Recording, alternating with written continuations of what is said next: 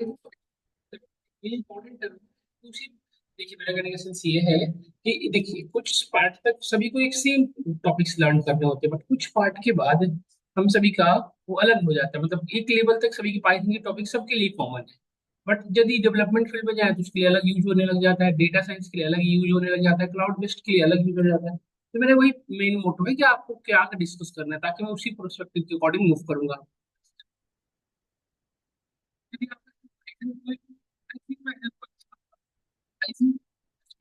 से लोग जो पढ़ते हैं ना फुल स्टैक डेवलपमेंट मतलब एप्लीकेशन डेवलपमेंट, तो उन्होंने पाइथन बेसिक से एडवांस तक मूव किया है ना। तो यदि कोई particular person full stack development से पर्पस से पढ़े, तो वो हर फील्ड के लिए एलिजिबल है, चाहे वो डेटा साइंस हो, डेटा साइंस प्रोफेशनल हो, या वट एवर क्लाउड बेस्ड किसी भी फील्ड के लिए वो एलिजिबल है यदि वो फुल स्टैक डेवलपमेंट से। क्योंकि पाइथन का सबसे बेसिक से एडवांस टॉपिक जो यूज होता है वो यूज करता है आपका डेवलपमेंट पार्ट। तो हम उसी परस्पेक्टिव से लर्न करेंगे ताकि हम सभी के लिए वो हो जाए, है ना। क्योंकि इस वीक में कुछ बच्चे ऐड हुए हैं, हमें कल कुछ नए बच्चे और ऐड हो जाएंगे। एक्चुअली होता क्या है ना कि कोई भी बैच स्टार्ट होता है तो 1 वीक तक मतलब ये बच्चे ऐड होने के चांसेस, मतलब आज भी ऐड होंगे, कुछ बच्चे कल भी ऐड होंगे, और फिर हमारे नेक्स्ट कमिंग बैचेस मतलब नेक्स्ट सैटरडे को भी ऐड होंगे। मतलब हमारी 2 वीक में जो चीजें मैं इनिशिएट करता हूँ बेसिक से करता हूँ, थोड़े स्लो रहेगी हमारी क्लास 2 वीक तक, मतलब इस वीक में तक और अगली क्लास तक, है ना। इसके बाद हम टॉपिक पे आ जाएंगे। अभी फिलहाल मैं थोड़ी सी बात डिस्कस करता हूँ आपके साथ। जैसे एज यू नो कि लाइक द डेटा साइंस या डेटा एनालिटिक्स के अकॉर्डिंग बात करें तो what is the use of Python, why we use Python, so this is important term. So in a data science in या data analytics की बात यदि कर ले हम, डेटा साइंस या डेटा एनालिटिक्स या आइदर एआई, इन सब में प्री रिक्विजिट क्या है? Data. If we have data then we can do whatever things. ये सो यदि डेटा आपके पास है तभी आप कुछ भी कर सकते हैं। If we do not have data, then we cannot do anything. Yes or no? यदि हमारे पास डेटा है then तभी हम साइंस कॉन्सेप्ट को डेटा पे इम्प्लीमेंट करेंगे। यदि हमारे पास डेटा है तभी हम एनालाइजेशन करेंगे। और एआई मॉडल डेवलप तभी कर सकते हैं जब हमारे पास डेटा है। मतलब ओवरऑल ये पूरी चीजें डिपेंड कैसे कर रही है data. If we have data then we can do whatever. Yes और no? The thing is that कि where is your data and how to access the data, how many way या how many sources you know where our data is placed. कितने sources जानते हो जहां पे हमारी data placed हो सकती है? How many sources where our data is placed, कितने जानते हो आप लोग बताओ सोर्सेस? क्या क्या डेटा किसी, जैसे एडब्ल्यूएस है, जीरो क्लाउड इन्वायरमेंट आपने सुना होगा, this is the popular cloud environment. Data हो सकती है आपकी, डेटा किसी डेटाबेस सर्वर पे हो सकती है। डेटाबेस सर्वर कोई आप जानते हो तो बताओ। जैसे आपने सुना होगा SQL server, oracle server,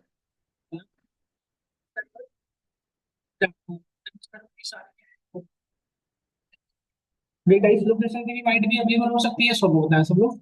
data इस लोकेशन पे भी हमारे data might be available on any database server sometime, sometimes data also available on any website. जैसे सपोज लेट्स से हमें टॉप ट्रेंडिंग प्रोडक्ट एक्सेस करनी है तो हमें कहाँ जाना पड़ेगा? फ्लिपकार्ट इवेंटर, ये सबसे flip top trending extract data from Flipkart या अमेजोन या मिंत्रा, वेबसाइट या डेटा हो सकती है, या डेटा किसी लोकल मशीन में हो सकती है। यही पॉपुलर इन्वायरमेंट है जहाँ हमारी डेटा प्लेस हो सकती है। जैसे आपके लोकल फाइल कोई एक्सेल वगैरह कर रहे थे तो आप में से या आपके सिस्टम में कोई डेटा है, यही 4 पॉपुलर सोर्सेज पे डेटा हो सकती है। This is the source one, जिस सोर्स को ये सब पूछे जाते हैं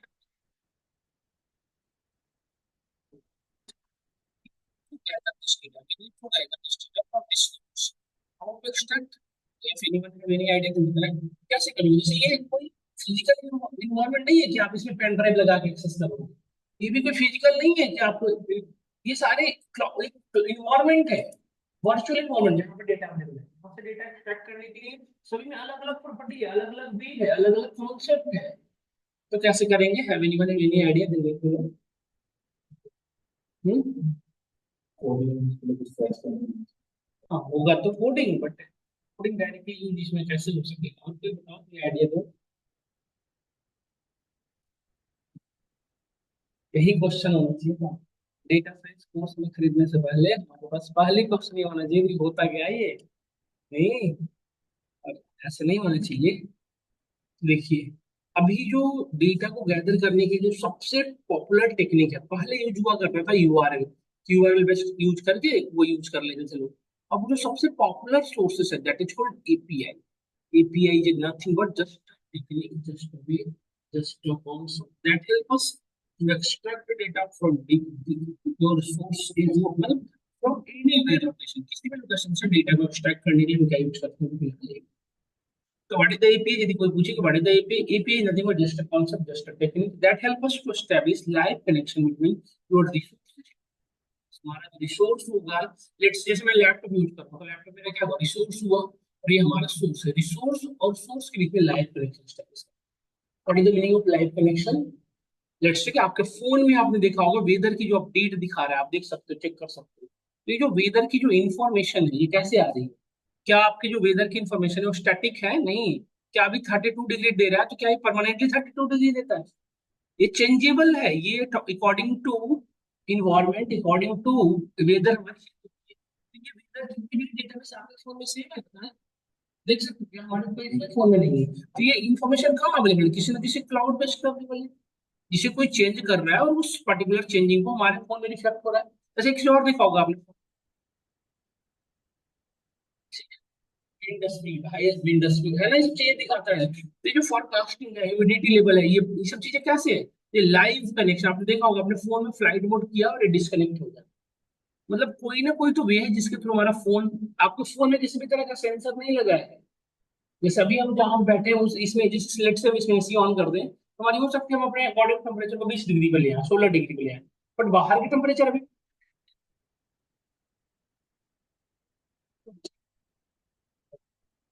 फ्रंट भी यहाँ पे बताता है। ये सॉल्व मतलब मीन्स व्हाट कि हमारे फोन की मतलब आपके आसपास की वो पर्टिकुलर मोस्टली जो टेम्परेचर लेवल उसको कर पाए कैच। हमारे डेटा आते हैं एपीआई। एपीआई जस्ट एक आपने सब्जी जस्ट एक वो है जस्ट मीडिएटर है जो आपके रिसोर्सेस जो भी रहा हो और आपके सोर्स जो भी है उन दोनों के बीच में लाइव कनेक्शन स्टेब्लिश। इससे इसका बहुत अच्छा एग्जाम्पल आप स्टॉक मार्केट में देखते होंगे, रियल टाइम एनालाइजेशन जिसमें बताता रहता है कि मार्केट की जो है वो स्टॉक इंक्रीज हो रही, डिक्रीज हो रही, इंक्रीज हो रही। ये सब। और सबसे स्पेशल थिंग ये है कि एपीआई की जब आप डेटा को एक्सट्रैक्ट करते हो तो जो ट्रांसमिशन स्पीड होती है वो वेरी फास्ट। मीन्स व्हाट कि यदि हम डेटा को किसी भी लोकेशन से गैदर करें, तो यदि हम इसे जैसे लेट से इसमें 50 लोग इस लोकेशन से डेटा को एक्सेस कर रहे हैं, तो सभी के पास जो डेटा एक्सेस करने की जो टाइमिंग होगी सिमिलर होगी। ऐसा नहीं कि किसी के पास 1 सेकंड में आ जा रहा है, किसी के पास 0.3 माइक्रो सेकंड में आ जा रहा है, सभी के पास नंबर सॉरी बहुत अच्छी। अगर स्टॉक मार्केट में होता और किसी के पास एक पता चल गया, 1 सेकंड पहले पता चल गया कि ये हो रहा है, और किसी को 1 सेकंड बाद पता चल रहा है, पूरी मार्केट क्रैश।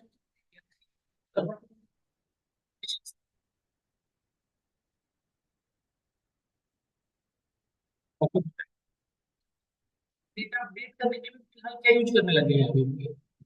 यदि मुझे अपने डेटाबेस में डेटा डालनी है तो भी हम क्या यूज करते हैं? एपीआई हमारे डेटा को ले जाता है।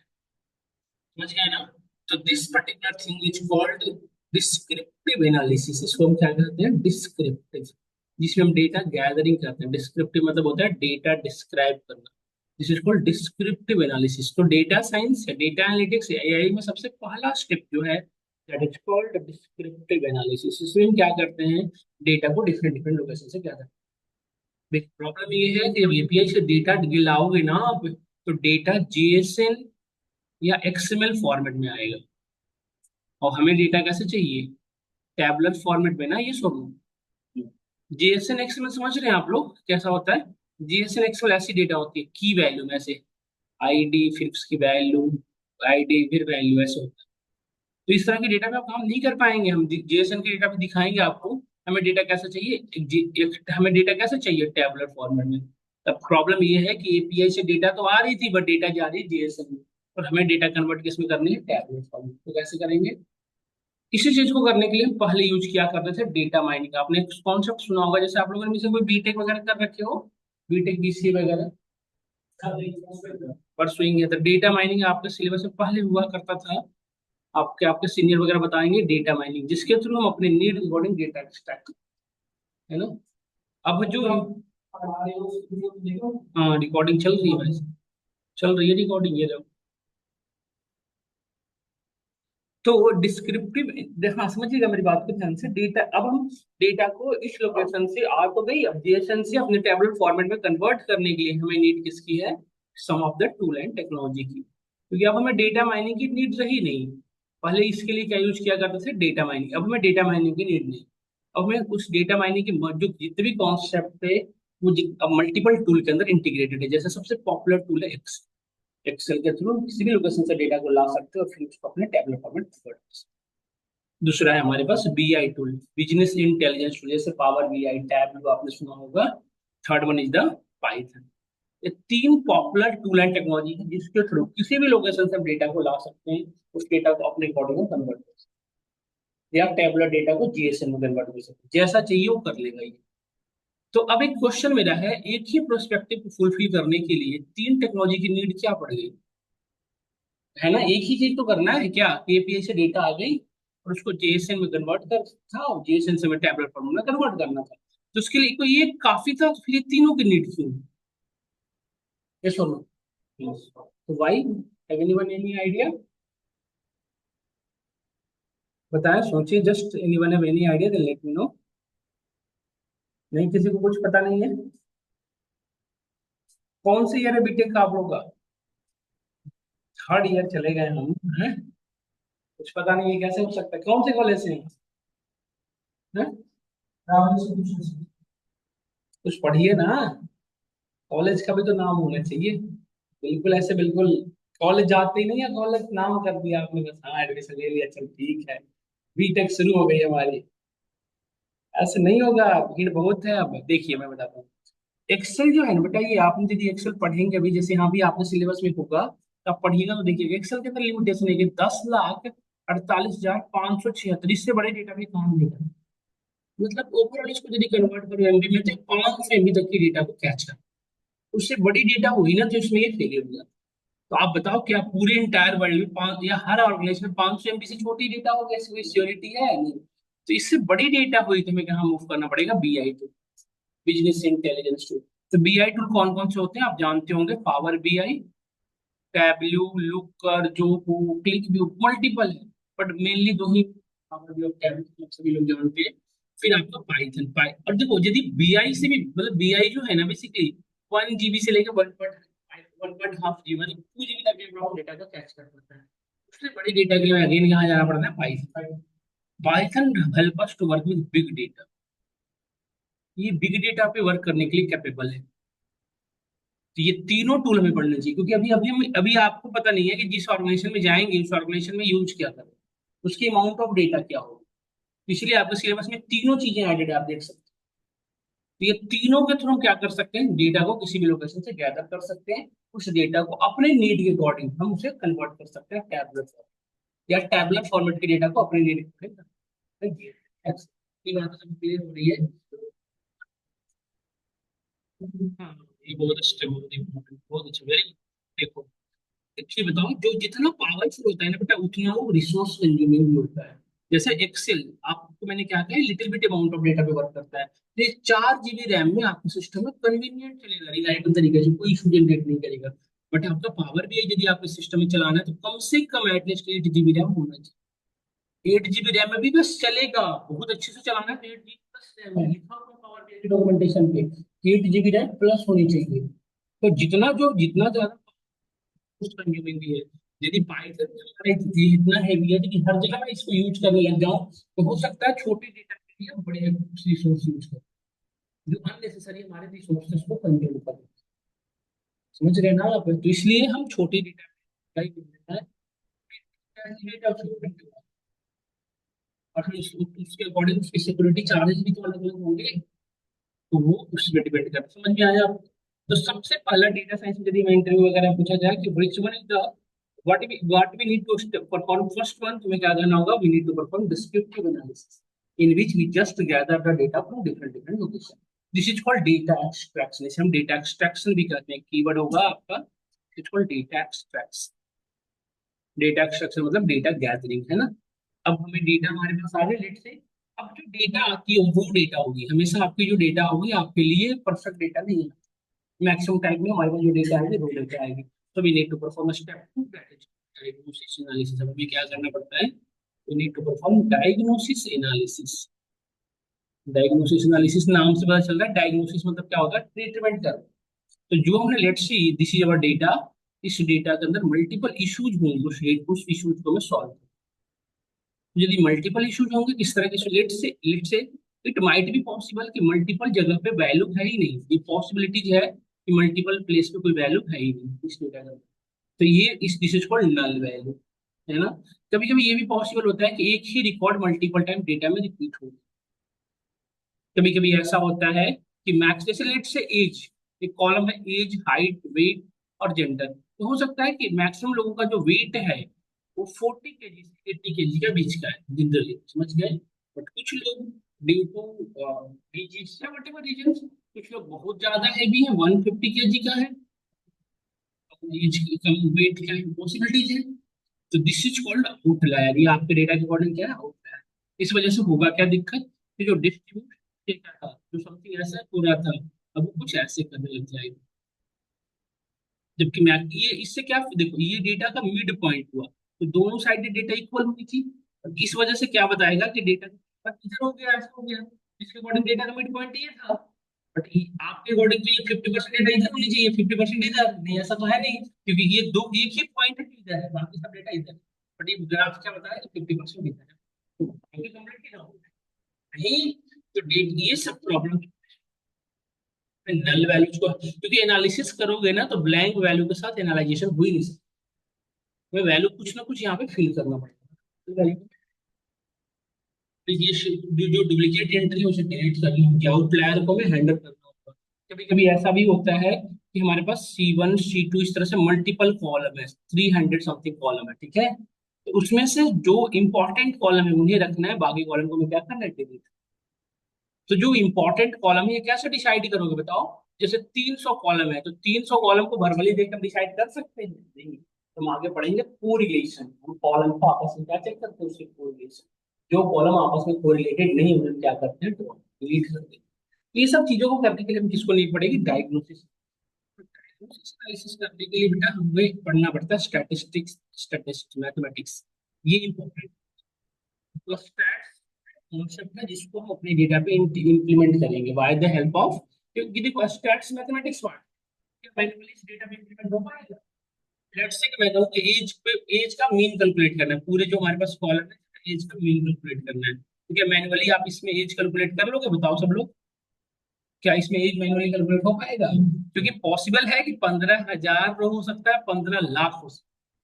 तो हमें किसकी नीड पड़ेगी, again we need to use some of the tool and technologies की यूज करना पड़ेगा जिसके थ्रू ये हो पाए। तो अगेन इसके लिए वही तीनों यूज होंगे, एक्सेल के थ्रू भी हम स्टैटिस्टिक्स को अपनी डेटा पे इंप्लीमेंट कर सकते हैं, बीआई टूल के भी थ्रू कर सकते हैं, पाइथन के भी। मतलब हम क्या, इसी डायग्नोसिस एनालिसिस को एक और वर्ड कहा जाता है data cleaning, data pre processing, ये वर्ड आपने सुना होगा। तो डेटा क्लीनिंग करने के लिए हम एक्सेल के थ्रू भी कर सकते हैं, बीआई टूल के थ्रू भी कर सकते हैं, पाइथन, ये जस्ट मीडिएटर है मेन स्टैटिस्टिक्स। कॉन्सेप्ट क्या यूज होता है, स्टैट्स की। स्टैट्स कॉन्सेप्ट को इंप्लीमेंट करने के लिए किसकी नीड पड़ेगी, एक्सेल, बीआई, समझ गए ना? तो हमें ये पूरे डेटा साइंस का सबसे बैकबोन स्टेप्स, क्योंकि मेरी बात को सुनो ध्यान से आप, यदि डेटा डायग्नोसिस नहीं किया आपने प्रॉपर, डेटा क्लीनिंग नहीं हुई है प्रॉपर तरीके से, तो जो भी आगे का स्टेप्स होगा फर्म को क्या होगा, मिसगाइड करेगा, मिसलीड करेगा। तो ये जो होता है, बॉडी को कितना ब्लड चेक हुई है वही प्रॉपर तरीके से नहीं, तो फर्दर जो हमारे पास कंक्लूजन आने वाला है वो हमारे लिए प्रॉब्लमेटिक ही होगा। या फर्दर जो हमारे हमारे में डॉक्टर जो प्रिस्क्रिप्शन करेंगे वो भी हमारे लिए प्रॉब्लमेटिक। तो ये बहुत इंपॉर्टेंट स्टेप, पूरी डायग्नोसिस, पूरे डेटा साइंस, स्टेप सभी केसेस में नहीं देखते हैं, मतलब स्टेप वन के बाद just step two, then step three. Multiple भी है यार, मल्टीपल भी, एक है हमारा बॉक्स प्लॉट के थ्रू भी करते हैं, फाइल नंबर समरी यूज करेंगे, स्टेटस को यूज करेंगे। फिर हम आगे पढ़ेंगे डेटा स्कोर के बाद एक चीज और आता है ये इंपेरिकल फार्मूला, उसके थ्रू भी डिसाइड करते हैं। मल्टीपल भी है आउटलायर, क्योंकि आप डिलीट नहीं कर सकते आउटलायर ना। स्टेप 3 में we need to perform prescriptive analysis. Step 2 के बाद ही ये हो सकता है। स्टेप 3 जो है वो ऑप्शनल है, वो इसकी नीड है तो करिए, नहीं है नीड है तो। स्टेप 2 मैंडेटरी है। प्रिस्क्रिप्टिव नाम से पता चलता है, प्रिस्क्रिप्शन मतलब जो डेटा आपको ये वही डेटा है जो क्लीन हो रखी है, मतलब जो डेटा पे diagnosis analysis data cleaning perform कर रखा है आप, वही डेटा है। विदाउट डेटा क्लीनिंग की इसको अपने पर्पस से यूज नहीं कर सकते, यस और नो। तो ये after clean the data we can create a prescription. Let's say कि हमारे पास जो डेटा थी, लेट्स से कि 2022 से लेकर अभी तक की डेटा को प्रोवाइड किया बिग मार्ट। तो आप बना सकते हो ना अपने अकॉर्डिंग कि ये दिस इज द डेटा, ये हमारे पास डेटा थी, और इस डेटा के भी यहाँ पे हम अपने ईयर बेसिस पे सेल्स दिखा सकते हैं कि 22 में इतनी थी, 23 में इतनी और 24 में इतनी। यस और नो। दिखा सकते हैं ना कि 22 में इतनी मिलियन, 23 में इतनी मिलियन और 24 में इतना मिलियन हुआ था। यही तो है मतलब डेटा का रिप्रेजेंटेशन। तो ये टेबल के फॉर्मेट में है, इसी को कुछ लोग चार्ट के फॉर्मेट में रिप्रेजेंट करते हैं, लेट्स से दिस वन। ये ज्यादा यूजर को कन्वीनियंट होगा समझने में, यस और नो। तो दिस इज कॉल्ड, देखो ये है टेबुलर फॉर्मेट, ये है फ्लोटिंग फॉर्मेट। इसी प्लॉट को विजुअल्स कहते हैं, इसी को क्या कहते हैं, विजुअल्स। और इस तरह के मल्टीपल विजुअल को हम क्या कहते हैं, डैश। और इसी पर्टिकुलर प्रोसेस को विजुअलाइजेशन आपने सुना होगा, डेटा विजुअलाइजेशन। डेटा विजुअलाइजेशन मतलब क्या हुआ, डेटा के अंदर के इंसाइट, मंथ ईयर बेसिस पे आपने ये क्या दिखाया, ईयर बेसिस पे सेल। अब लेट से मुझे मंथ बेसिस पे करना होगा, तो मंथ बेसिस पे हम दिखा सकते हैं लाइन चार्ट के थ्रू कि दिस पर्टिकुलर लाइन, जैसे जनवरी फरवरी मार्च अप्रैल से लेकर हम दिसंबर तक के डेटा यहाँ पे दिखाए। ये हमने अमाउंट दिखाया 1 million, 2 million, 3 million, 4 million, let's. तो हमने ये दिखा सकते हैं कि 2022 में हमारी सेल जो थी इतनी हुई थी। लेट्स से 2023 को ये वाली पर्टिकुलर लाइन रिप्रेजेंट कर रही है, 23 में हमारी ये सेल हुई थी, और लेट्स से 24 में हमारी ये हुई है। तो आप क्या एक चीज बताओ, जैसे अभी चल रहा है मई, तो मई मंथ में हम जैसे ही पहुंचेंगे हम देख सकते हैं कि पिछले 3 सालों में हमारी सेल क्या थी, अभी क्या है। ये सब यदि सेल डाउन हो रही है तो प्रोबेबिलिटी के अप हो रही है तो कोई इशू नहीं है। यस और नो। तो इस तरह के मल्टीपल विजुअल जो, इसे बेसिकली हम लाइन चार्ट कहते हैं, आप यदि जानते हो, इसे बार प्लॉट कहते हैं, इसे हम क्या कहते हैं, पाई प्लॉट। इस तरह के मल्टीपल प्लॉट को हम क्या कहते हैं, विजुअल्स। जितने भी प्लॉट्स हैं सभी को एक सिंगल वर्ड में क्या कह सकते हैं, विजुअल। और collection of visual become dash. एक प्लेन में हमने मल्टीपल विजुअल बना के रख दिया, दैट बिकम अ डैश। और इसी पर्टिकुलर प्रोसेस को विजुअलाइजेशन लोग कहते हैं। समझ में आ गया होगा आपको कि विजुअलाइजेशन कैसे करोगे, अकॉर्डिंग टू योर नीड। तो लेट्स से कि हमारी बिजनेस सेल डाउन हो रही है तो प्रॉब्लम होती है ना किसी भी कंपनी में। सेल अप हो रही है तो कोई दिक्कत नहीं, सेल डाउन हो रही है तो मीटिंग पे मीटिंग होने लगती है। आपने देखा होगा किसी कंपनी में, यदि हमारे कोई आप लोगों को कोई फैमिली मेंबर है और उस कंपनी मीटिंग पे मीटिंग डेली हो रही है ना, मतलब गड़बड़ हो जाएगी।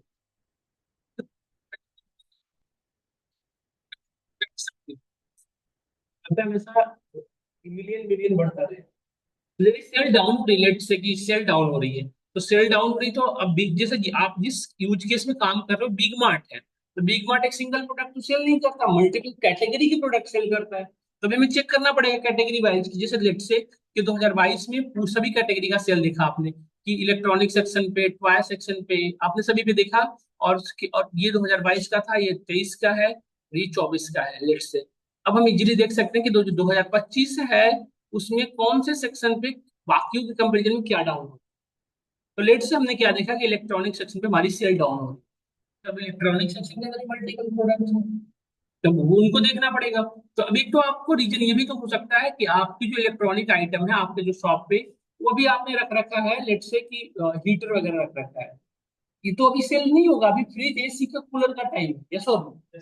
तो या तो ये हो सकता है कि लोकेशन लोकेशन के अकॉर्डिंग आपने प्रोडक्ट सही नहीं रख रखा है। या ये हो सकता है कि आपका जो कंपटीटर है वो 10% का आप 10% का डिस्काउंट दे रहे हैं, और आपका जो कंपटीटर है वो 20% ऑफ दे रहा है। लेट्स से कि आपके कंपटीटर है तो 10-20% डिस्काउंट दे रहा है, तो आप इसको कैसे ठीक करोगे बताओ। यदि 10% कंपनी दे रही है, मतलब कंपनी 10% देने के लिए ही एफर्ट कर रही है, मतलब एफर्टेबल है, कंपनी इतना ही कर सकती है, और आपको देना 20% है क्योंकि आप कंपनी इंक्रीज करा देंगे। बट एक चीज बताओ, क्या हम वर्बली ऐसे किसी को बढ़ा सकते हैं। तो यहाँ पे रोल आता है, देखो यहाँ तक का जो आप कर रहे थे ना, यहाँ तक आपका काम था डेटा एनालिस्ट। इसके बाद एक रोल आता है बिजनेस एनालिस्ट। ये जो मार्केटिंग स्ट्रेटेजी है, देखो 20% बढ़ा रहे हो तो किस पे बढ़ा रहे हो, किस पर्पज से बढ़ा रहे हो। तो इस सब चीजों की आइडिया किसके पास होती है? बिजनेस एनालिस्ट के पास। वो पहले से बैकग्राउंड, उनका बैकग्राउंड कॉमर्स होता है, एमबीए बैकग्राउंड होता है बेसिकली। तो यहाँ पे एज ए बिजनेस एनालिस्ट का यही मेन रोल होता है, मार्केटिंग स्ट्रेटेजी। मतलब डेटा एनालिस्ट और बिजनेस एनालिस्ट में ये मार्केट डिफरेंस। डेटा एनालिस्ट के बाद डेटा एनालिस्ट के पास स्टार्टिंग में हमें बिजनेस की कोई आइडिया नहीं रहती। बिजनेस स्ट्रेटेजी, मार्केटिंग स्ट्रेटेजी आपको क्या पता? लेट्स से आप बीटेक स्टूडेंट हो, आपको क्या पता कि सी चीजें कैसे सेल की जाती है, या कैसे उसका क्या सेल अप डाउन है? नहीं, क्योंकि हमें तो अलग चीज पढ़ाई जाती है, operating system, distributed system, data structure, पता नहीं क्या क्या पढ़ाया जाता है, फंडामेंटल, ये वो दिस दैट। 48 कितने पेपर होते हैं? 52 पेपर होते हैं ना हमारे बीटेक में। आप कुछ कमाए हो तो नहीं अभी तक? हमारे टाइम 52 पेपर हुआ करते थे यार, मतलब चारों साल मिला के। अननेसेसरी, मुझे तो एक का यूज ना हो रहा फिलहाल। स्टैटिस्टिक्स यूज करेंगे हम, सब बताएंगे आपको नल वैल्यू हैंडल करने के लिए। फ्रंटल टेंडेंसी यूज करते हैं, मीन मीडियन मोड। या कभी कभी हम ऐसा भी होता है, अब उसमें भी देखना पड़ता है नल वैल्यू की परसेंटेज कितनी है। 2-3% है तो ये सब काम कर देगा। यदि 50% एंड एबव है तो नल मीन मीडियन मोड से आपका काम नहीं बनेगा, डेटा अनबैलेंस होने लग जाएगी। तो अनबैलेंस के केसेस में अगेन यूज करना पड़ता है मशीन लर्निंग एल्गोरिथम, जिसके थ्रू प्रिडिक्शन करवाएंगे। बाकी को हम फीचर मानेंगे, उसको टारगेट मान के प्रिडिक्शन करेंगे। तो बहुत सारी चीजें हैं करने को, भी हम पढ़ेंगे तो करेंगे। मिनट्स में आइडिया दे रहा हूँ बस। तो यही मेजर डिफरेंस है डेटा एनालिस्ट और बिजनेस एनालिस्ट में। डेटा एनालिस्ट क्या करता है? एनालाइजेशन करके रिपोर्ट सबमिट किया, उस एनालिसिस के बिहार में business analyst marketing strategy generate करेगा कि हमारे फर्दर सेल को आप करने के लिए क्या फॉलो करेंगे। तो आप एक देखो, डेटा एनालिस्ट में हम सभी को प्रिविलेज मिलेगा। बिजनेस एनालिस्ट को उसी को प्रेफरेंसेस मिलते हैं जो बैकग्राउंड जिनका क्या रहा है, कॉमर्स, है ना। तो इवन डेटा एनालिस्ट जब 2 से 3 साल काम कर लेता है ना, तो वही पर्सन सेम बिजनेस एनालिस्ट का काम कर लेता है। तो स्टार्टिंग में जब बीटी का स्टूडेंट या जब बीसीए, हमें डेटा बिजनेस एनालिस्ट के लिए नहीं अप्लाई करनी चाहिए, क्योंकि इससे आपकी बात बन ही नहीं पाएगी। समझ रहे हो ना। फिर स्टेप 3 जो है ना बेटा, ये ऑप्शनल है। लेट्स से कि हमें करना था तो हमने किया, यदि नहीं करना होता तो स्टेप 4 पे डायरेक्टली जंप कर सकते हैं। स्टेप 4 जो है क्या है देखिए, प्रीडिक्टिव एनालिसिस। नाम से पता चल रहा है प्रीडिक्टिव मतलब प्रिडिक्शन करने का काम करेगा ये, है ना। प्रिडिक्टिव एनालिसिस में क्या होता है? बेसिकली नाम से पता चल रहा है प्रिडिक्शन, है ना। प्रिडिक्शन करने के लिए हम क्या यूज करते हैं? Machine learning. जैसे लेट्स से एक वैल्यू है 1011, नेक्स्ट वैल्यू 1014, और इसके नेक्स्ट वैल्यू हमारी क्या है? लेट से यदि ये दोनों के भी यहाँ पे कोई नेक्स्ट वैल्यू आपसे प्रेडिक्शन पूछे तो आप बता सकते हो। तो यही सेम चीजें जो ये स्ट्रक्चर आप फाइंड आउट करें, वही सेम चीजें हम यूज करते हैं अपनी डेटा में। लेट से हमारे पास ये पहले से डेटा थी, इस डेटा के अंदर से हिडन स्ट्रक्चर को फाइंड आउट कर लिया हमने by the help of machine learning. Machine learning कोई टूल नहीं है, मैथमेटिकल कॉन्सेप्ट, जिसके थ्रू डेटा के अंदर से हिडन पैटर्न को फाइंड आउट करते हैं। तो उस भी यहाँ पे फर्दर कोई न्यू इन्फॉर्मेशन आई तो वो हम प्रेडिक्शन। तो ये प्रिडिक्शन है क्या? एक हाइपोथेसिस ही तो है, जस्ट हाइपोथेसिस वैल्यू है, ऐसा होगा। इसकी कितने परसेंट श्योरिटी है? इसी के लिए हम क्या यूज करते हैं? Accuracy calculator. यदि 100% एक्यूरेट है, मतलब बता रहे हो 100% सही होने वाला है, बट ये पॉसिबल नहीं है। मशीन लर्निंग के थ्रू 98% तक एक्यूरेट कर पाते हैं। कितने परसेंट? है ना। तो मतलब 2% लैग हो रहा है। क्या इसे हर जगह यूज कर सकते हो? ईमेल बेस्ड एप्लीकेशन को नहीं कर सकते। इसका यूज वहां हो सकता है जहाँ पे बहुत ज्यादा लॉस हो गाइड से। जैसे वेदर फॉरकास्टिंग में भी ईमेल बहुत अच्छा काम करता है। तो जैसे लेट से अभी बताया गया कि बारिश होने वाली है, हो गई तो भी परफेक्ट, नहीं हुई तो बहुत ज्यादा का लॉस नहीं हो। आपको एक मिस गाइडिंग इन्फॉर्मेशन थी, बस इतना ही तो था। ये सब यूट्यूब रिकमेंडेशन सिस्टम आपके देखे होंगे कि मैक्सिमम टाइम आप वीडियो देख रहे हैं, उसके रिलेवेंट वीडियो जाते हैं, बट कभी कभी अनरिलेवेंट आ जाता है।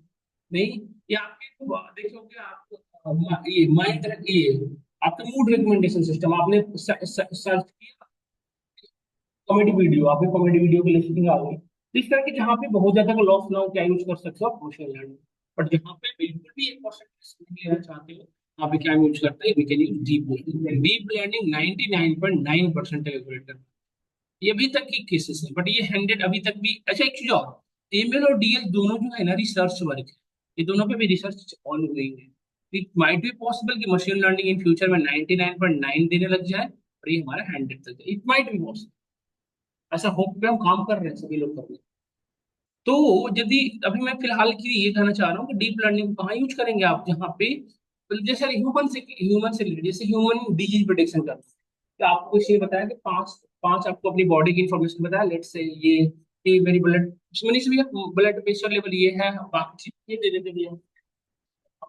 ये भी कर देते हैं, ब्लड प्रेशर लेवल ये है, शुगर लेवल ये है, और सारी इंफॉर्मेशन आपको बताया। तो उसमें यहाँ पे आपको यदि डिजीज प्रिडिक्शन करनी है, लेट्स से कि हमारी बॉडी पर कौन से डिजीज है इफेक्टेड, तो यदि आप उस केसेस में लेट्स से किसी पर्सन को कैंसर हो रखा है, आपका मॉडल बता रहा है कि नहीं हो रखा है, ये भी प्रॉब्लमेटिक है। और यदि नहीं हो रखा है बता रहा है हो रखा है, ये भी प्रॉब्लमेटिक है। तो ये दोनों चांसेस नहीं ले सकते, रिस्क ले सकते, तो इस केस में क्या यूज करेंगे, डीप लर्निंग। अब एक माइंड में क्वेश्चन आ रहा होगा, जब सब पता है तो हर जगह डीप लर्निंग यूज क्यों नहीं होना चाहिए होता है, क्योंकि हर जगह सही चीजें तो ज्यादा अच्छा रहता है। फिर वही अगेन प्रॉब्लम आ रही है, डीप लर्निंग बहुत कॉम्प्लेक्स कॉन्सेप्ट है, इसकी जो रिसोर्स कंज्यूमिंग का जो वे है बहुत ज्यादा है कंपेयर टू एमएल। तो हर जगह हम यदि डीप लर्निंग यूज करें तो हमारी हो सकती है कॉस्टिंग बहुत ज्यादा हाई है। समझ गए ना आप सभी लोग। तो ये दोनों के स्पेस, तो एमएल और डीप लर्निंग आपको अपने डेटा पे इंप्लीमेंट करने के लिए मैनुअली तो कर नहीं सकते, तो अगेन इसके लिए हमारा एक्सेल हेल्प नहीं करेगा, बीआई टूल के थ्रू पॉसिबल है। पाइथन बीआई टूल में भी कुछ सेलेक्टेड है, उनके थ्रू पावर बीआई टैबलू से हो जाएगा, बाकी उससे पॉसिबल नहीं है।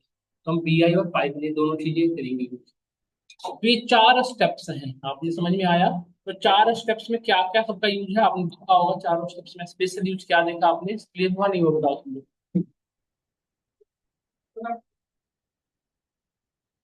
क्लियर हुआ सबको यहाँ तक। तो ये था हमारा वर्किंग फ्लो। यदि लेट्स से हमें डेटा साइंस प्रोफेशनल में यदि वर्क करना है तो हम कैसे पढ़ें, क्योंकि हमने बताया आपको इतनी सारी चीजें। देखो, एक तो हमें पाइथन प्रोग्रामिंग लर्न करने की नीड है, एक हमें डेटाबेस से रिक्वायर, यदि डेटाबेस से डेटा लानी है तो डेटाबेस की प्रॉपर्टी जाननी चाहिए। तो डेटाबेस में हमारे सिलेबस में एडेड है MySQL, है ना। और एक आपको एडवांस है, इसलिए तीनों टूल आपके सिलेबस में एडेड है। ये तीन ऐसे टूल है बेटा जिसको आप कभी भी स्टार्ट कर सकते हो। मीन्स व्हाट, इसके लिए कोई प्री रिक्विजिट नॉलेज की रिक्वायरमेंट नहीं है, पहले से आपको क्या आता है ये मैटर नहीं करता। हम हमारे पास यदि टाइम हो तो पाइथन, MySQL और एक्सेल तीनों चला सकते हैं, और आप बीटेक का स्टूडेंट को आराम से पढ़ सकते हैं।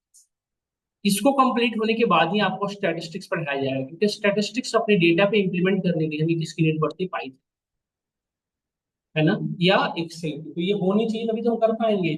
इसके बाद हमें एक डेटाबेस पढ़ना होता है मोंगो डीबी, है ना। और ये एडवांस सेक्शन कंप्लीट होते हमारा स्टार्ट हो जाएगा बीबी ऑटोमेशन के लिए। ये इस तरह से रोड मैप और यहाँ तक यदि आप कंप्लीट करते हैं, then we can start BI tool, business intelligence. क्योंकि स्टैटिस्टिक का कॉन्सेप्ट पढ़ लिए तो हम बीआई के थ्रू भी देखें। अब यहाँ से मूव करता है एमएल, और यहाँ से मूव करता है आपका डीप लर्निंग। तो थोड़ा सा इंपॉर्टेंट है, समझना ध्यान से, इसके लिए ये प्री रिक्विजिट है, इसके लिए ये प्री रिक्विजिट। यदि ये लैग करेगा ना बेटा, तो ये प्रिडिक्टिव एनालिसिस का यही पार्ट था, देखो आप ध्यान से। तो ये यदि लैग किया तो पूरी की पूरी आपकी ब्लैंक। इसलिए जब भी स्टैटिस्टिक्स की क्लास आप पढ़ना, ये बहुत इंपॉर्टेंट है, और यही सब बच्चे गलत करते हैं, इनके इस पे ध्यान नहीं देते, क्योंकि ये मैथमेटिक्स लेके आ जाते हैं, तो यहाँ पे सब बोर्ड, ये बहुत इंपॉर्टेंट बैग। ठीक है, तो ये था हमारा डेटा साइंस के पॉइंट ऑफ व्यू से। फुल स्टैक के बच्चे हैं ही नहीं तो उनको बताने की जरूरत नहीं है। अब इसमें एक चीज देखो, पढ़ना तो सभी है, बट किसी एक को स्ट्रॉन्ग करना होगा जिसकी अभी हमारी जॉब। जैसे इसको यदि आपने स्ट्रॉन्ग कर लिया, then we can join as MIS। ये कंप्लीट कर लिया, then we can join as DBA। यदि पाइथन के साथ डेटाबेस को स्ट्रॉन्ग कर लिया, then we can join as software engineer. और यदि हमने यहाँ तक कंप्लीट कर रखा है, then we can join as data. और यदि एमएल तक हमने कंप्लीट कर लिया प्रॉपर तरीके से, then we can join ML engineer. और डीप लर्निंग तक यदि आपने कर लिया, then we can join AI, है ना। तो ये वर्किंग फ्लो है, क्या यहाँ तक सब क्लियर हुआ है या नहीं। तो पढ़ना तो सब है, लेकिन किसी एक में ऐसा स्ट्रॉन्ग करो जिसमें हमारी जॉब हो जाए। नहीं तो बीटेक में जैसा हाल करने से नहीं होगा, सब पढ़ रहे हैं, सब पढ़ रहे हैं, पास होने से एक को स्ट्रॉन्ग करो।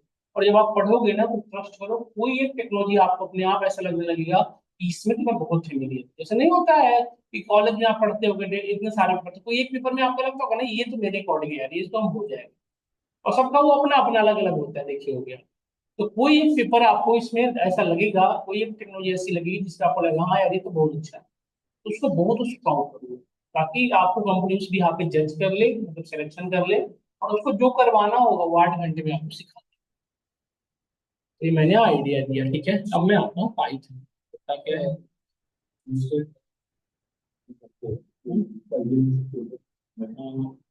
आइडिया तो मैं दे ही सकता हूँ। देखिए, फुल स्टैक की बात जब भी होती है ना, तो बात होती है डेवलपमेंट की। फुल स्टैक का मतलब होता है बेसिकली होता है डेवलपमेंट। डेवलपमेंट में होता है एप्लीकेशन डेवलपमेंट। एप्लीकेशन डेवलपमेंट मतलब मल्टीपल टाइप के एप्लीकेशन को डेवलप करना। आपने सुना होगा Android application, window application, Linux based application और iOS एप्लीकेशन, ये हमारे एप्लीकेशन। अब किसी भी एप्लीकेशन के सबसे पहले इंपॉर्टेंट क्या होता है, फ्रंट एंड डेवलप करना। सबसे पहले किसी भी इंटरफेस में क्या डेवलप करना होता है, फ्रंट। तो वहां पे आप सबसे पहले इंटरफेस डेवलप करेंगे। जैसे आप फेसबुक जैसे एप्लीकेशन है, तो सबसे पहले फेसबुक का इंटरफेस आएगा ना, यूजर बैकएंड में तो काम नहीं करेगा, आप सबसे पहले क्या डेवलप करना पड़ेगा, इंटरफेस। जिसे आप GUI कहते हो, ग्राफिकल यूजर इंटरफेस, या UI कहते हो, है ना। इसको डेवलप करने के लिए, और जिसे डेवलप करने के लिए हमें नीड होती है फ्रंट एंड लैंग्वेज की, HTML, CSS, JS, bootstrap, react. इसके थ्रू हम किसी भी तरह के इंटरफेस को डेवलप कर लें, किसी भी तरह। अब इंटरफेस डेवलप हो गया, लेट्स से यहाँ पे sign in and sign up लग रखे थे आप। यूजर आईडी और मेल आईडी पासवर्ड एंटर किया। यदि वो साइन इन पे क्लिक किया, तो यदि मेल आईडी और पासवर्ड दोनों करेक्ट था, तो कहाँ पहुंचेगा, बताएं। होम पेज पे जाते हैं हम, यही करते करते तो हो आप, ये सब लोग। तो जहाँ पे हमारी प्रोफाइल मिलती है और हमसे रिलेटेड सारी इन्फॉर्मेशन आती है। यदि आप साइन अप पे क्लिक करो, तो यहाँ पे अगेन एक इंटरफेस होता है जहाँ पे user name, first name, last name, gender, birth date, mail ID, बहुत सारी इन्फॉर्मेशन। और आप सबमिट करते हो, तो सबमिट करने के बाद ये सारी की सारी डेटा कहाँ होती है, डेटाबेस में। मतलब डेटाबेस की नीड होगी, तो डेटाबेस दोनों तरह की नीड है आपको। रिलेशनल डेटाबेस की नीड है, मतलब माई SQL की भी जरूरत है, और मोंगोडीबी की भी जरूरत है। दोनों डेटाबेस आ गए। अब एक चीज बताओ, आप जो यहाँ पे डेटा सेव होता होगा वही डेटा यहाँ पे जाता है ना। जैसे यूजर ने जो फर्स्ट नेम डाला है वही तो यहाँ पे दिखेगा नहीं, जो फोटो अपलोड करी वही तो यहाँ पे आएगा, जो मेल आईडी डाला वही तो यहाँ आएगा, ये सब। मतलब ये पेज और ये पेज कनेक्टेड है, इस पेज ये पेज कनेक्टेड। दूसरी चीज है, जब यूजर अपनी मेल आईडी और पासवर्ड डाल रहा था, तो मेल आईडी और पासवर्ड करेक्ट है या नहीं, ये भी चीजें यहीं से वेरीफाई होगी ना। यदि मेल आईडी करेक्ट है, देन वो मूव करेगा, यदि नहीं है तो कहाँ, ये नहीं करेगा। तो ये चीजें कहाँ से चेक होगी, डेटाबेस में ही तो है इसको। तो ये पेज और ये पेज, मतलब कि मेरा कहने का सेंस ये है कि जो आपस में, तो ये जो आपस में इंटर कनेक्शंस हैं, आप देख रहे हो जो कनेक्शंस हैं। दूसरी चीजें आपने देखा होगा, फेसबुक यदि आप यूज करते होंगे, तो आप अपनी पोस्ट को आप डिलीट कर सकते हो, चेंज कर सकते हो, वॉटेवर कर सकते हो। और दूसरे की पोस्ट को सिर्फ आप लाइक और कमेंट कर सकते हो, बाकी कुछ नहीं कर सकते। मतलब एक यूजर को फिक्स प्रिविलेज है कि आप बस इतना ही कर सकते हो, इससे ज्यादा कुछ। बट एक एडमिन आपने देखा होगा, कुछ ऐसे पर्सन होते हैं जो अपनी सोसाइटी के पर्पज से या वट अपनी मतलब अपनी पॉपुलरिटी के भी यहाँ पे कुछ ऐसी चीजें डाल देते हैं तो सोसाइटी के लिए बेटर नहीं, मतलब सोसाइटी के अकॉर्डिंग मेलेसियस है। तो उसको विदाउट यूजर परमिशन उसको एडमिन क्या कर रहा है, डिलीट करता है। उनकी आईडी भी डिलीट कर दी जाती है, बहुत सारे यूट्यूब चैनल डिलीट कर दिए गए, बैंड कर दिए गए, उनकी डेटा डिलीट कर दी गई है ना। तो ये कौन करता होगा, एडमिन। मतलब दो सेक्शन है, एडमिन सेक्शन और दूसरा क्या है, यूजर सेक्शन। एडमिन के पास सारा एक्सेस है, यूजर के पास सेलेक्टेड। तो ये जो एक्सेस है, आप जो, मतलब मेरा कहने का सेंस है कि जो आपस में जो इंटरकनेक्शन आप देख रहे हो, जो इंटरकनेक्शन देख रहे हो, ये जो आपस में यहाँ पे ऑथेंटिकेशन रिस्ट्रिक्शंस जो देख रहे हो, ये कैसे होता है, by the help of backend language. ये हम कैसे कर सकते हैं, बैकएंड लैंग्वेज, है ना। तो बैकएंड हम क्या यूज कर सकते हैं, पाइथन, जावा, PHP। तो पहले ही सबका बहुत ज्यादा डिमांड था आपके, अब डिमांडिंग पे क्या है हमारा, हम पाइथन को बैकएंड यूज। तो ये है एप्लीकेशन डेवलपमेंट का बात। तो यदि हमें एप्लीकेशन डेवलप करना हो, तो हमें क्या क्या पढ़ना पड़ेगा, एक तो हमें पाइथन की नीड है, डेटाबेस दोनों को पढ़ने की नीड है। डेटाबेस डेटाबेस यहाँ से आपको एक एडवांस सेक्शन पढ़ना होता है, फ्रंट एंड वाले को HTML, CSS, JS, bootstrap, react JS और रिएक्ट, ये पढ़ना होगा, है ना। जब आप यहाँ तक हम देखो, ये ऐसे चलता है, ये ऐसे ही चलेगा, मतलब HTML के बाद CSS ऐसे मूव करेगा। MySQL के बाद आपको मोंगोडीबी शुरू करना होता है, और इसके बाद आपका ये इतना करने के बाद आपका शुरू हो जाता है जैंगो, फ्रेमवर्क के पास जैंगो। हाँ, इसके थोड़ा पढ़ेंगे शुरू। मोंगोडीबी, पोस्ट बेस भी कराते हैं यहाँ डेवलपमेंट वाले को, हम पोस्ट बेस सिक्योरिटी कराते हैं। आप लोग भी करा देंगे, दोनों डेटाबेस करा देंगे। मोंगोडीबी तो है ही है, सिलेबस में भी है। ये फ्रंट एंड वाले बनते हैं। यहाँ से एक चीज अब नया आ गया है, AI, जनरेटिव AI ऐड हो गया है। मतलब कोड डिबगिंग करने के लिए आपको चैट जीपीटी यूज करने की नीड नहीं है, हम आपको बताएंगे कि आपका कोड ऑटोमेटिकली सॉल्व हो, एरर आ रहा है तो ऑटोमेटिकली वो एरर रिजॉल्व होता जाएगा by the help of cursor AI। Data science वाले भी यहाँ पे पढ़ने के बाद, डीप लर्निंग के बाद, हम जनरेटिव AI की ओर मूव करेंगे। वहां पे हम खुद से देखेंगे कि जो एरर आ रहा है ऑटोमेटिकली AI मॉडल जो है उसको कैच कर रहा है, ऑटोमेटिकली वो लिखते जा रहे हैं, ऑटोमेटिकली वो उसको कैच कर रहा है। समझ में आया। तो ये था हमारा डेवलपमेंट, क्लियर हुआ नहीं, वो बताओ आप। तो ये था वर्किंग फ्लो, बिल्कुल प्रॉपर तरीके से क्लियर हो गया होगा, होप करता हूँ कोई क्वेश्चन नहीं होगा। तो इस तरह से पढ़ने होंगे। अब मैं आऊंगा पाइथन पे। इतनी बातें सब क्लियर हुई। तो first thing is the Python. What is the Python? जैसा कि हम सभी लोग जानते हैं, पाइथन इज प्रोग्रामिंग लैंग्वेज, है ना। बट हम अभी तक ऐसा नहीं कि लैंग्वेज एक प्रोग्रामिंग, हमारे पास मल्टीपल लैंग्वेजेस है। जैसे आपने देख सुना होगा, Hindi, English, Germany, Japanese, these are also languages. C, C plus plus, Java, PHP, these are also languages. So what is the basic difference between these one and these one? क्या difference है दोनों में? इसे नॉन प्रोग्रामिंग कहते हो, इसे non programming कहते हो, इसे प्रोग्रामिंग कहते हो। क्या डिफरेंस बताओ? है ना, ये कुछ डिफरेंस समझ में आ रहा होगा। सिर्फ इतना ही बात होगी, और कुछ और डिफाइन करें कोई प्रॉपर तरीके से करना चाहे। What is the minor difference between programming and non programming?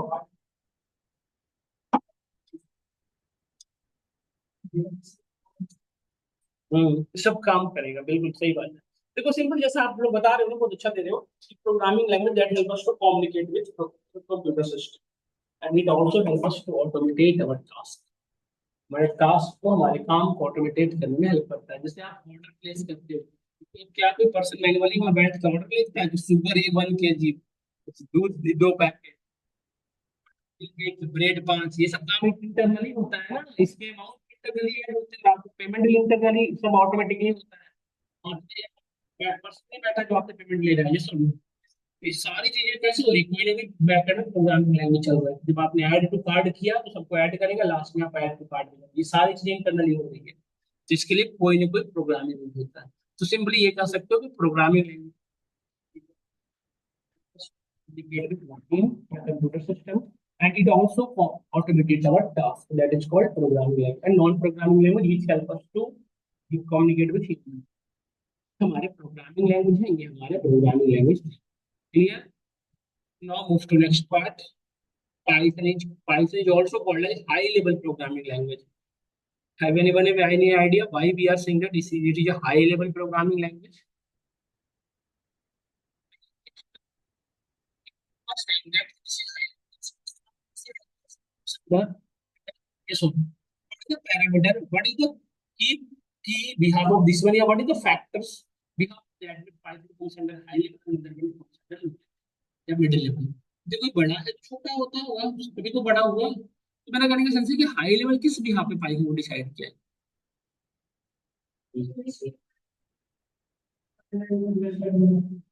ये सब तो सभी लैंग्वेज में होता है। कौन सा लैंग्वेज है जिसमें इंग्लिश वर्ड नहीं यूज होते? उर्दू यूज होते हैं, बताओ कौन ऐसे है? सभी लैंग्वेज में होता है, बेटा इतना नहीं है और कुछ। यूज के भी आप पे किसी को हाई लेवल लो लेवल नहीं कर सकते। और कुछ सोचिए, आप गलत नहीं कर रहे हो, बहुत सही सही कर रहे हो। आपके दिमाग जितना खुले दोगे ना उतना अच्छा निकलेगा इस कलर से।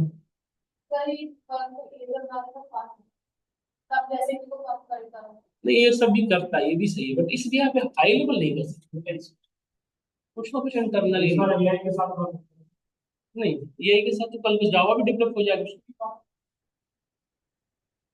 और कुछ एक क्वेश्चन है जो घर से पढ़ के आइएगा, कि हाँ थोड़ा डेप्थ में देखिएगा, विकिपीडिया सर्च करिएगा क्या है क्यों नहीं है ना। इसको पढ़ के आइएगा थोड़ा सा, इसको मैं डिस्कस करूंगा। फिर एक और स्टेटमेंट लिख देता हूँ, Python is called interpreted language. Python is interpreted language, दो चीजें आप पढ़ के आइएगा बस। दो चीजें आप पढ़ के आइएगा, दो क्वेश्चन है वाई, दोनों क्वेश्चन है वाई। क्योंकि इंटरव्यू में जब आप बैठोगे ना, तो आपसे कहा जाएगा कि बट आपसे बोलेगा how many skills you have, तो आप कहोगे पाइथन, माइस्क्ल, ये वो बहुत सारी चीजें।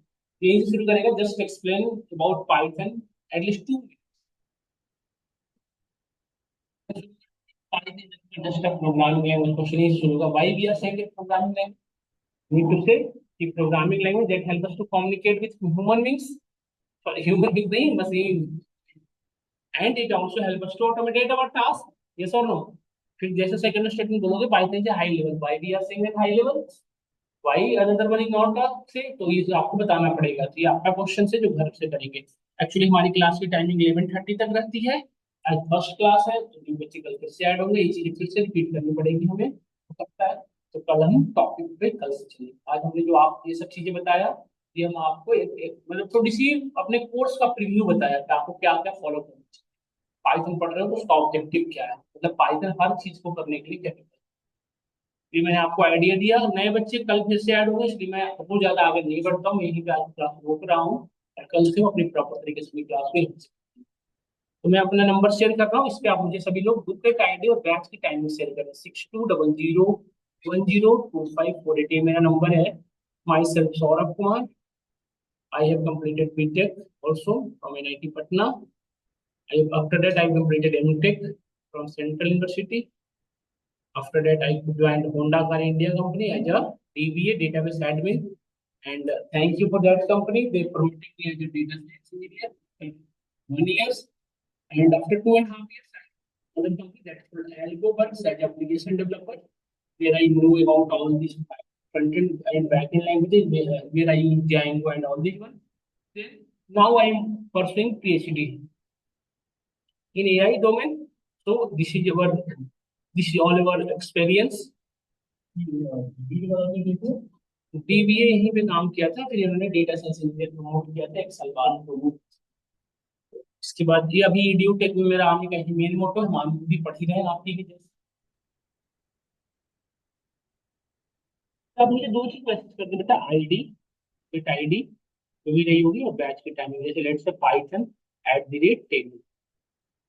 सिर्फ प्लीज हाई मैसेज ना करें, कंफ्यूजन बहुत ज्यादा हो जाता है।